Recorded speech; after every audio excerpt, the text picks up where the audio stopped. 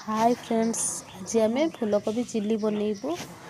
तो से दुईटी फूलकोबी नहीं एबे तो टाइम रे फूलकोबी बंधाकोबी समय। तो प्रथमे कोबीटी को मु दुईटी कोबी नहीं भल भाव ता फड़ा गुड़ी को आगे भांगी नहीं।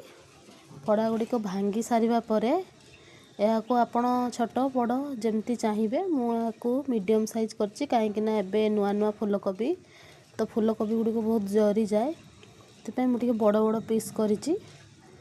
फूलकोबी गुड़ी काटिकी हल्दी पानी पकेबे जहाँद्वारा ता देहरे कौन पोक जक थी तो सेटा बाहरी जीव मरीज। तो फूलकोबी मोर कटा सरी एठार मु दुईटी कोबी नहीं एबे चिल्ली पाई मु पियाज टी काटी नौ। पियाज गुड़ी को एमती गोटे पियाज को 8 पीस लेखा करी मुता पेटल गुड़ा खोली नहीं।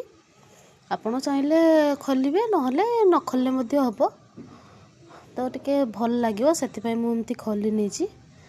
देखु आमर ये पियाज कटा सरी एबे हम कैप्सिकम काटी नीचु और कैप्सिकम हम पियाजर साइजटा सामान भाव रखिए जहाँफल कि चिल्लीटी देखापी बहुत सुंदर लगे।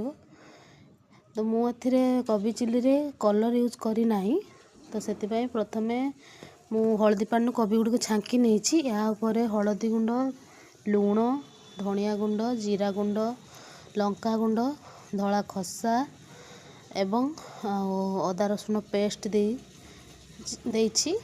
या ऊपर बेसन एवं कॉर्नफ्लोर कई बेसन बदल मैदा दियंती किंतु बेसन आपड़ देखिए तो फूलकोबीटा जो पकड़ाटा बहुत क्रिस्पी होता है।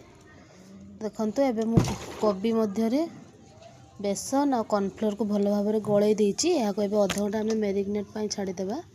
यापर गोटे कड़ई बसई से अल्प रिफाइन तेल देती देहरे कोबी गुड़ी को गोटे गोटे करके छाणी ने। देखु मोर जेहतु किचन सेटअपटा बहुत छोट तो से सब जिनस ता भर रखापी हो।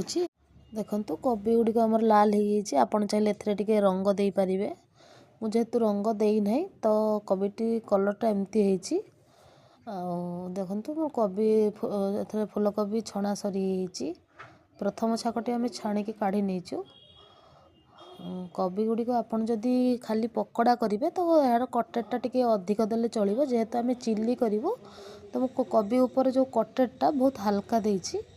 देखंतु ए भितर आमर कोबी गुड़ी को सब छाणा सरी जाइए। चलतु एबे आम चिल्ली प्रस्तुत करवा। तो चिल्ली पाई मु प्रथमे कड़ई रे से काटी रखि पियाज और कैप्सिकम दे देछि। यहाँ पर अल्प टिके लुण एवं बीट लुण को देकी पियाजटी को घांटी देछि। यहाँ ऊपर कटा बिलाती देछि एवं जतले बिलाती पियाज सब सीझी जाइछि तापरे मु सब सॉस आपण जहाँ जहाँ सॉस चाहिए दे पारिबे। यहाँ ऊपर गोलमरिच गुंड देछि एवं देखंतु से जो कोबी जो आम जो गोलई थिले से जो पात्र जो लगी कॉर्नफ्लोरटा से कॉर्नफ्लोर पानीटा को ता देहर दे दीची जहाँ द्वारा चिल्लीटी टिके ग्रेवीटा बहुत सुंदर होता है। आपड़ चाहिए कॉर्नफ्लोर को अल्प कॉर्नफ्लोर को पानीटा घांटिकी दे पारिबे। देखते ये चिल्लीटा सरी जाइए। यहाँ ऊपर मुझे चाट मसला दे फूलकोबी चिल्लीटी को घांटी नहीं। देखो आमर प्रस्तुत हो गला फूलकोबी चिल्ली। रोची जय जगन्नाथ।